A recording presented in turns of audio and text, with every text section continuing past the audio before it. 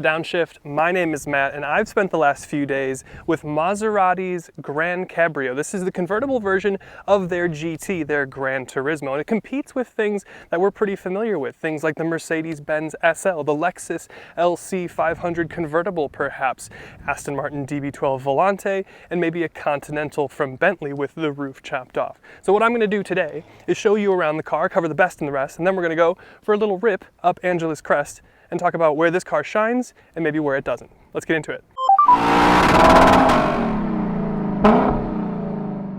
The first thing we'll talk about is, of course, the elephant in the room. It's the fact that there's no more V8 anymore. And this seems to be people's chief complaint, considering the outgoing V8 was just so charismatic. And especially since all the competitors that we just listed at the beginning of the video can still be had with a V8. The SL from Mercedes-AMG, the LC from Lexus, the Vantage from Aston Martin, the Continental from Bentley. I'm an emotional person. I totally get being disappointed that the V8's not here. But if we can't have the V8, I really love the Nettuno V6 under the hood here. And we'll talk about that more on the positive side of the video and behind the wheel as we're ripping up the Crest. And then, of course, we'll talk about the trunk space, which in a GT car like this, no one will be surprised that it's not huge. Now in the GranTurismo, the non-convertible version of this, you can get a powered close and lock trunk, but here, at least on this cabriolet, or the GranCabrio, it's a manual open and close for the trunk. Now it's a fairly decent size. It's bigger than the LC and the SL. It's 11 cubic feet, again, for the non-convertible, but you do lose space with the convertible top. That drops it down to about 6 cubic feet with the top up and 5 cubic feet with the top down. It is relatively practical, and if you need extra space, that's what the rear seats are for, and that ended up being where I had to put my luggage. But overall, it's a GT car. They never really have a huge amount of space. This is just no exception. And then, surprise, surprise, the Maserati's expensive. Now, the base Modena trim starts at $160,000, but the Trofeo that I have here starts at $192,000, though that's for the fixed roof one.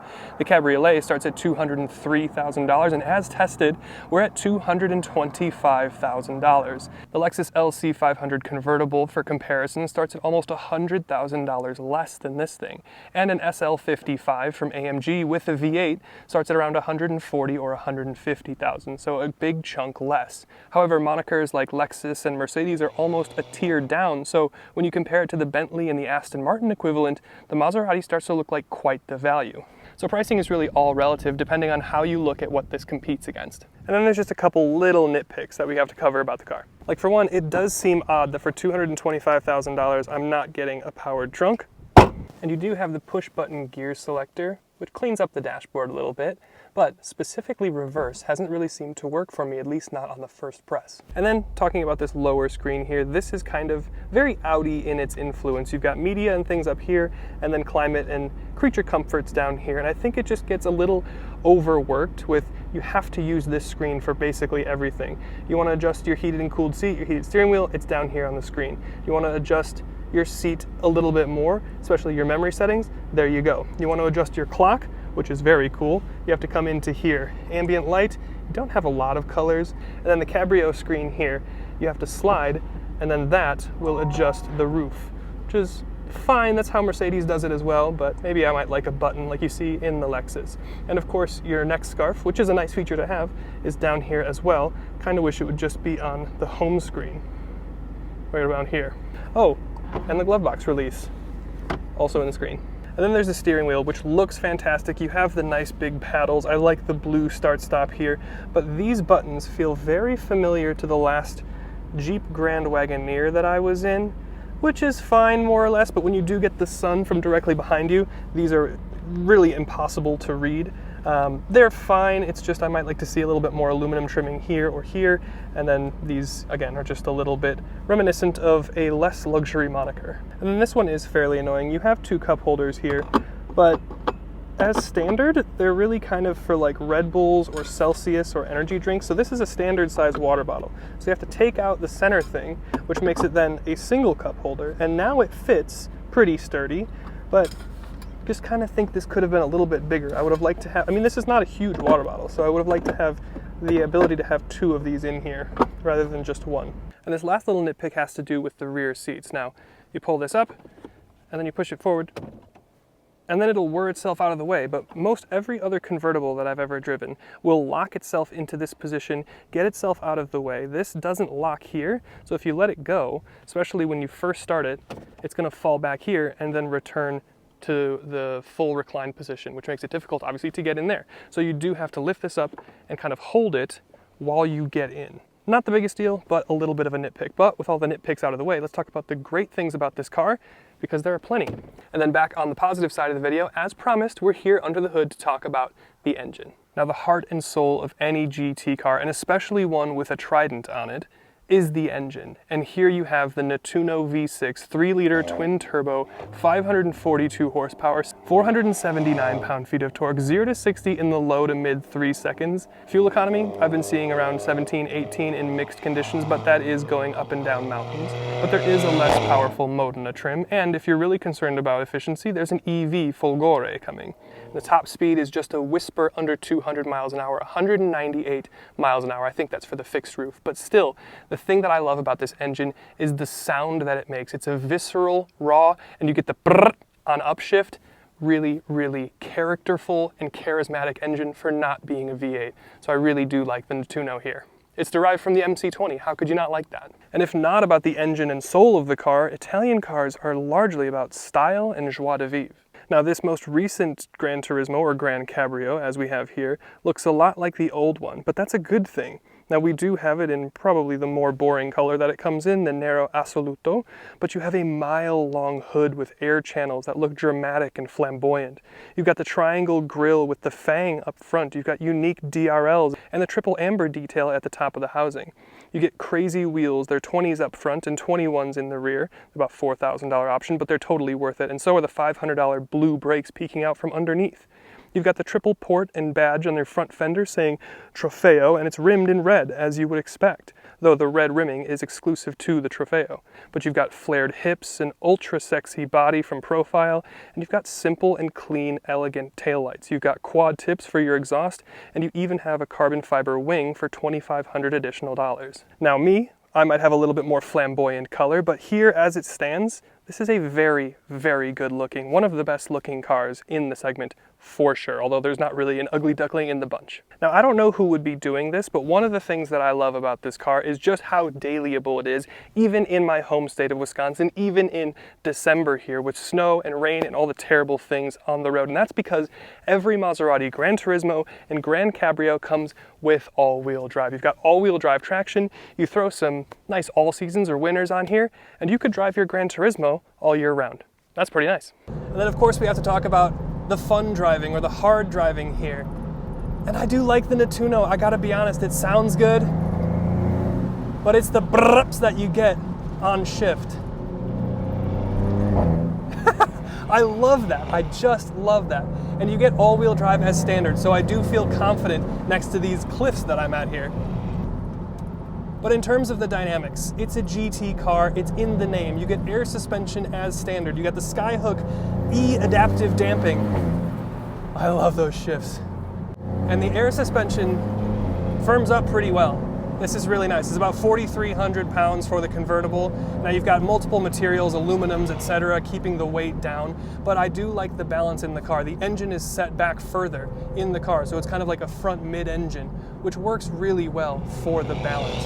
I mean, it's fast, it sounds good, the transmission's good, brakes are pretty good.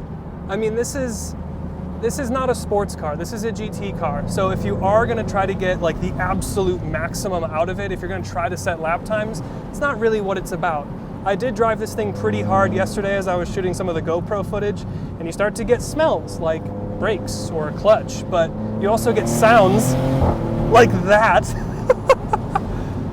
And it's just such a raw, fun, visceral experience. It's very emotional, and it's great the way that it balances the sport here in the canyons and then just kind of the softening back when you take it back down to the streets. It's fast, it's dynamic, it brakes, and you get all these sensations and sounds with the top down. And speaking of that, we will talk about the top. And the top-down experience is really what brings this more wind, more sound, and more drama to the experience of being behind the wheel of the GranCabrio. But but it also just suits the personality of the car really well on a GT here. Now there's 5 different colors of top that you can get about. You can set it up in about 14 seconds and down in about 16 seconds, and you can do it up to 31 miles an hour. I think it's like 50 kilometers. Now, I'm not generally a convertible person, but here in GT cars, in the GranCabrio here, and especially the LC500, I think it does bring something to the experience rather than take something away. This is an 8/10, 9/10 car. This is not a sports car. This is a Grand Tourer, and it sounds incredible, and you get so much drama on shift, and removing the roof gets you closer to that, and it adds to the experience, if you ask me. And when it comes to the technology, you have everything that you could need here. For an extra $2,000, you can get a head-up display, but the digital instrument cluster is super nice. It's about 12.3 inches. There's loads of customizability there, and you have the split screens in the middle. It's 12.3 again for your top screen. That's largely for media, things like your wired and wireless Apple CarPlay and Android Auto, your 360 cameras, which are okay, and your performance pages that you get similar to like a Hellcat. You've got Alexa and Google built in, the graphics are nice, and it's relatively quick. Then you have the 8.8-inch screen down below for things like your creature comforts, climate, seat, and that sort of thing. You got the ADAS full pack, which is $6,800, but it works really well with your lane tracing or your lane centering and your adaptive cruise and all of the modern safety suite stuff that you'd expect to see. And all of the technology kind of works in tandem to add to the experience, especially the safety suite stuff. If this is a GT car and the idea is that you'll drive it across country, it's nice to have this full ADAS pack for some additional hands-free-ish driving, but of course, still pay attention to the road. And then we dinged the rear seats earlier, but the fact is they're actually pretty usable. Once this gets up and out of the way, I can sit back here. Now, I will say, I'm a pretty broad person, and it's a little tight on my shoulders, but I have speakers back here. I've got cup holders back here. They are a little bit small, but I've got a vent here. I've got chargers. And in the non-convertible, the normal GT, you've got a pass-through here, which works pretty well. All the leather is super nice. Again, the speakers are really pretty. And of course, headroom, not a concern. And as the seat comes back, it's going to touch my knee and then kind of go back. And the person in front of me, even with me sitting here like this with an inch in front of me, is still going to have enough room. So overall, I would give the rear seats a thumbs up. And these are definitely bigger than you would get in the back of the LC500.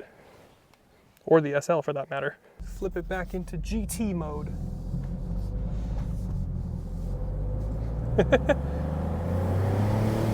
It's still fast, it still sounds good.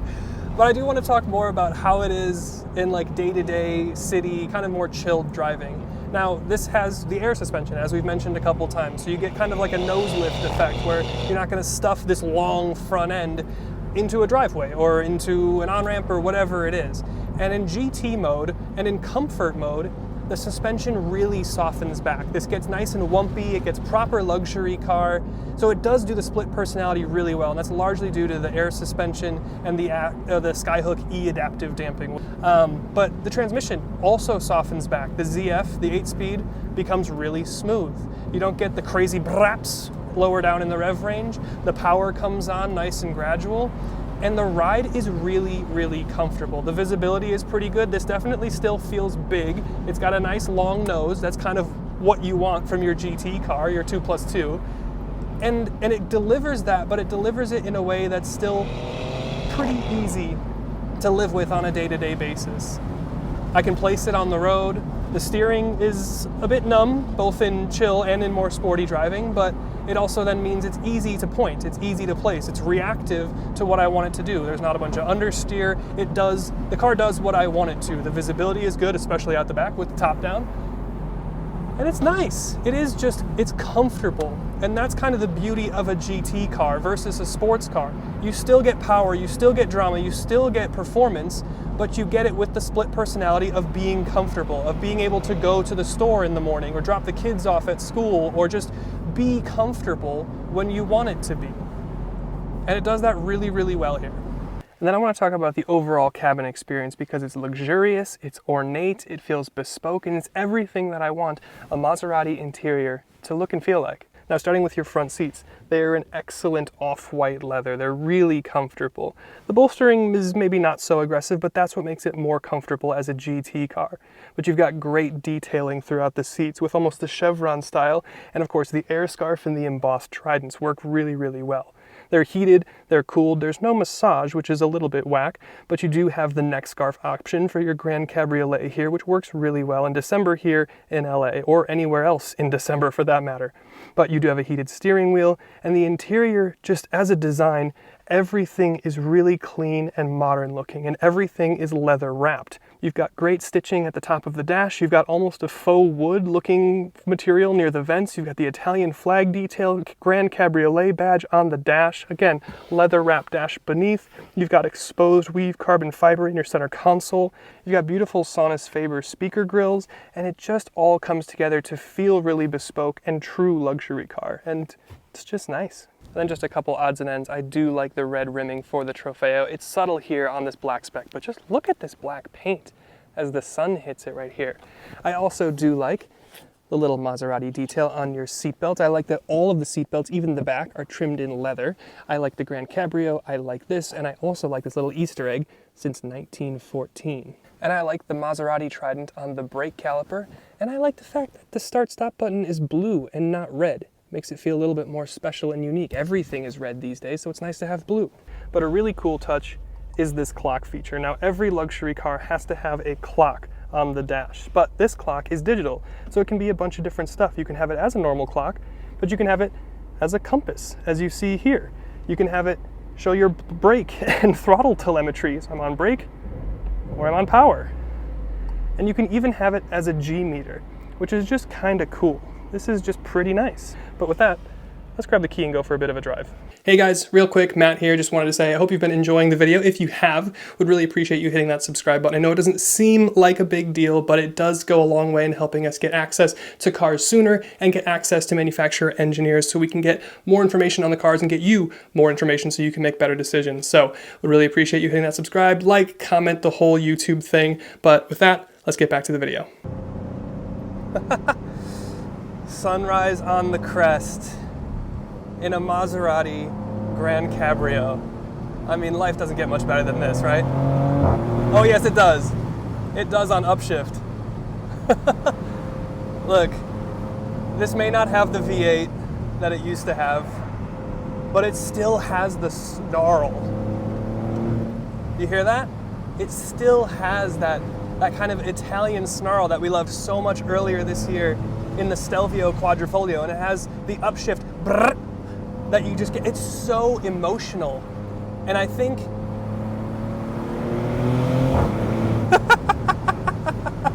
it's just good. It's just good. It's just an emotional experience. Now, especially up here on the crest, last year around this time we were in a BMW M4 competition. This is a different experience. This is a bit heavier. I don't have as much communication from the front, but this, I would say, is a much more emotional experience. And I'm an emotional person, and I think at my core, I'm a GT boy. I really love GT cars. They're fast, but they look fantastic. They're sexy, they sound incredible, they're powerful, and they can still get a wiggle on when you really want them to. I mean, I'm having no less fun than I did in the M4. I'm having a different kind of fun, but I'm having no less fun. And it is a more visceral, a more primal, a more, and I hate to keep abusing this word, but a more emotional experience. Now this GranCabrio, the GranTurismo, They're imperfect products. They're quirky, and we've talked a lot about that over the course of this video. Some of the buttons don't necessarily respond at the first time of asking, and some of the materials maybe aren't as high-end as the over $200,000 price tag might suggest. But you get out here on the crest at sunrise, and you ring out that Nettuno V6, and you get a couple brrrts on the upshift, and it all fades away. It all fades away. It's an imperfect product, but that's what I like about it. If it was perfect and everything worked the first time, it would be German. In fact, I own probably one of the best 6-cylinder engines that's come out of Germany in the last 2-3 decades. And it doesn't have the sound drama. It doesn't have the emotional, primal experience that I get here out of the GranCabrio. Here we go. Listen to this. That's just good stuff. That's just good stuff. Transmission's good. Steering's a bit numb. Feels a bit big and heavy and long, but that's the elegance. That's the suave. That's just kind of the brilliance of the car. It still handles beautifully. The adaptive air suspension is gorgeous. It balances the kind of daily ability over the harsh streets around LA really, really well in comfort and GT. And then it's not like it falls over in a corner up here on the canyons. What a machine. It is flawed, but it's for the flaws that it has personality. And I'm here for it all day.